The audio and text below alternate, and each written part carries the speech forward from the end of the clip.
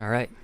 Hey guys, today we are watching D-Day, The Great Crusade by Extra History, number 1. Whew, okay. I don't know how many parts this is. I'm going to guess. I think Extra History's videos are usually 4-parters. So what will part 1 be about? Let's see, what's my prediction? I'm going to guess it's about the, there's going to be a very brief intro to World War II itself. Usually videos like this do that. They give a quick intro on the war, about what Hitler is doing. And then we're going to get into the Allied planning. I think this one's just going to be about the Allied plans, and then maybe it'll end with the paratroopers landing, or well, dropping in to Normandy. I think that's gonna be this video. Anyways, let's go ahead and start watching it. When the signal is given, the whole circle of avenging nations will hurl themselves upon the foe and batter out the life of the cruelest tyranny which has ever sought to bar the progress of mankind. That signal comes today.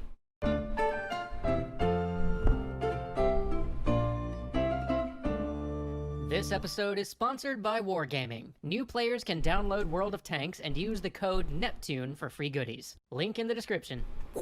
D-Day, June 6th, 1944. Months of effort have been building up to this day. Alright, I guess we're not getting into a little bit of a brief intro to World War II. Throughout We're just going England, straight into half it. a I million like it. men have been gathered at staging areas to strike across the channel as soon as the signal is given. Men from the United States, Britain, Canada, Australia, Belgium, Czechoslovakia, France, Greece, the Netherlands, New Zealand, Norway, and Poland. Today, we'll be telling the American story, as best it can be told in a few short minutes, and over the coming weeks, thanks to the generous support of Wargaming, we will tell the story of 3 of the other major players involved. But that's... So we are getting into the perspective of D-Day from individual nations' point of view. Not expecting that. I like it. Story I like that's begins new. with a dinner in Tehran in 1943. For the first time, the leaders of the most powerful Allied nations, the United States, the USSR, and the British Empire, met in one room. For years, Stalin, his nation battered by the Nazi invasion and bearing the brunt of the human cost of the war against Germany, had pressed the Allies to open up a second front to the war by invading France. The British had pushed back, arguing for operations in North Africa, and then an assault on Italy. But now, with the USSR winning on the Eastern Front, the demands from Stalin became harder to deny, and simultaneously, everyone started to think of the post-war settlement. If the Allies won without British and American troops liberating Western Europe, how could they stop the USSR from claiming huge swaths of land and... Exactly, that was the biggest... Honestly, that was probably the biggest influence as to what pushed the Allies over the edge into invading D-Day. Now, they had a foothold in Italy by the time of D-Day, but they really needed more than just Italy to abate their fears of a communist Europe. perhaps even at least politically dominating the continent. And so an agreement was made out in the deserts of Iran. The Western powers would open up a second front by invading France in May of 1944. Plans were drawn up. An amphibious operation of this size had never been tried. Men and material would have to be drawn back from around the world. New technologies would have to be invented. Engineering feats previously only discussed in conference rooms would have to be put to the test under wartime conditions. But the first decision that had to be made was where to land. There were 2 possible targets: Calais, the closest point in Europe to England, or Normandy, one of the farthest on the Channel coast.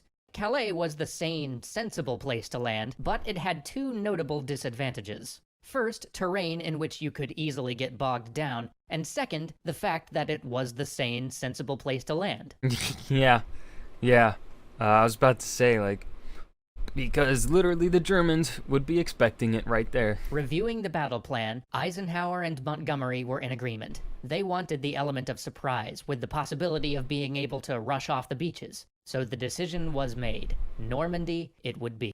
Well, it still wasn't much of a surprise because, because of the defenses that the Nazis had done to what they called the Atlantic Wall, they needed to do a lot of shelling, a lot of bombing on the landing spots in order to make it even possible to even have a decent chance at victory, at pushing through. Because you need a lot more men than the enemy in order to take over in a situation like this, in which the enemy is like kind of expecting you, has been waiting for you, is dug in, etc. You need overwhelming numbers. And you don't just need overwhelming numbers, you need to bombard them. You need to shell them down, weaken them, to lower their morale, just to even have a chance. And the numbers, at least that the Americans would experience on their beach landings, would be, if you were in the first wave, you had I think a 93% chance of dying. So slightly more than 9 out of every 10 people died.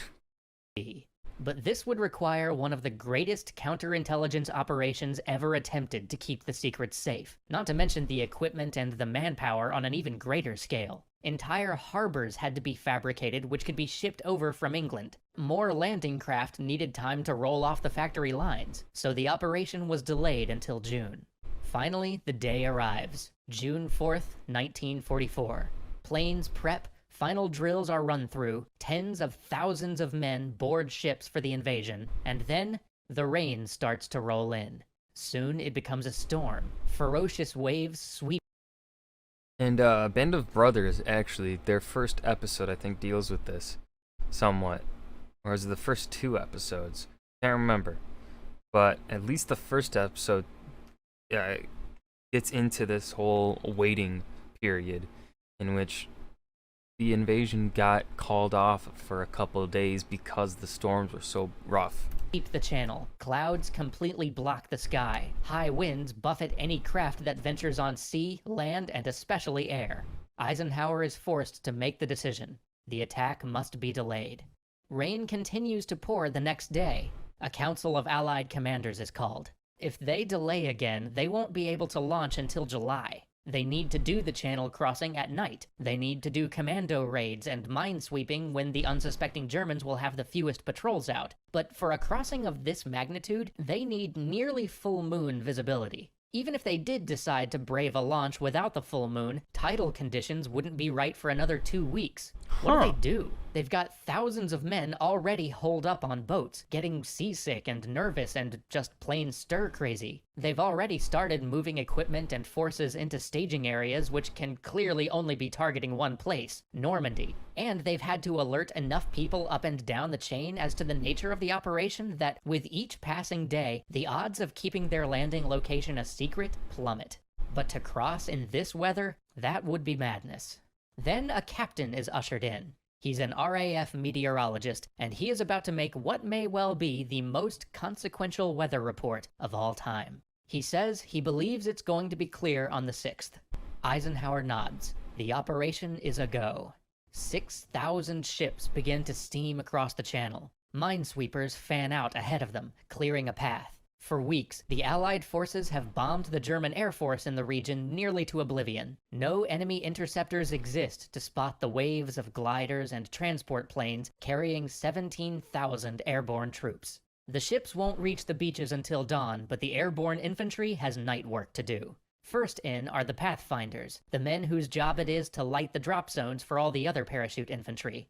Of the 4 planes carrying these Pathfinders, one overshoots their target, another has to bail before ever getting to France, and the remaining 2 kept most of their signaling gear in the ditched plane, leaving them desperately trying to signal the paratroopers by waving flashlights at the passing airplanes. Oh, I didn't know The this. paratrooper drop goes even worse. Scattered by enemy anti-aircraft fire and blinded by low clouds, paratroopers jump from altitudes that are either too high, leaving them drifting slowly, unable to do anything but watch as enemy enemy guns spit shrapnel up at them, or too low, breaking bones on landing as their parachutes don't have enough time to slow their fall. They're scattered all over, many of them landing miles from their drops. Yeah, the paratrooper landings were rough to say the least.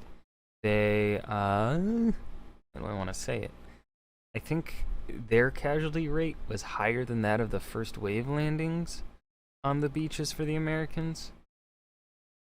I think paratroopers also had like a 9 in 10 chance of death. I at least remember it being exceptionally high. Zones, some landing in marshes or rivers, others being slaughtered as they drop right into the middle of the enemy. It was a harrowing and confusing night of chaotic firefights and desperate small unit actions. But the more veteran of the American airborne troops, groups like the Screaming Eagles and the 505th, managed to pull together to capture crucial road junctions, communication points, and bridges, and even destroyed some of the artillery batteries that would imperil the landing at Normandy. And they would hold fast, delaying or preventing any counterattack that might sweep the impending invasion back into the sea. Then there's the initial bombardment. Allied bombing runs go astray, causing massive damage to the civilian centers in Normandy, but doing little to weaken the dug-in German positions. As dawn breaks, though, the Allied gunners can finally see their targets, and the bombardment becomes far more effective, softening up the beach for the initial assault. But there's little time remaining until the troops' scheduled landing. At 6:30 a.m. on June 6, 1944, the klaxons sound, and the assault craft are released. They plow through the chop, men huddled in their tin shells as German fire pours down, sinking entire landing craft to the bottom of the sea just off the Normandy coast. Then the assault craft hit the beach, ramps drop, and men charge out. But on Utah Beach, things have already gone horribly. The men look around them, and the terrain's all wrong. They've landed on the wrong beach. Luckily for the Americans, the oldest man in the invasion, and the only general to actually join these ground troops, Teddy Roosevelt Jr., happens to have landed with them. The local commanders ask him what they should do, and living up to his namesake, he simply responds, "We'll start the war from right here." He correctly assessed that the beach that they'd landed on was actually a better, more easily takeable landing point than the one that the senior staff had assigned them. In a miracle of heroism and logistical coordination, he managed to reroute the entire Utah Beach invasion force to his location, direct the battle, and continuously rally the men as he walked the beach with his cane, waving his pistol. His new Utah Beach would be the first beach successfully overrun, and for his actions there, he would be awarded the Medal of Honor.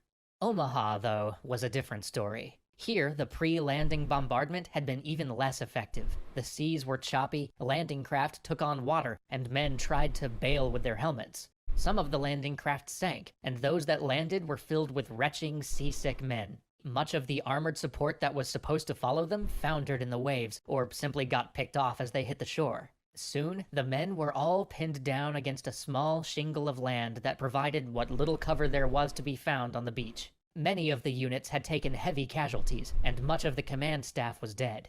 With units getting washed ashore in the wrong places, or scattered in the desperate scramble to try to get to the small ridge of sand that served as cover, the assault had become hopelessly disorganized.